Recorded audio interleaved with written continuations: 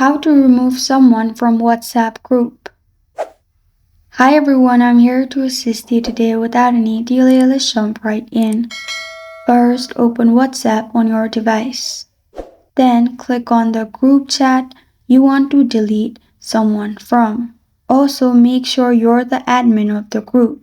Then click on the group name at the top, which will open this page. In here, scroll down to members. Click on search button above members and then search for the person you want to remove.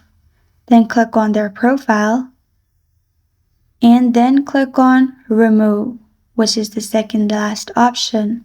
Then press on OK and the person will be removed from the group. This is how to remove someone from WhatsApp group.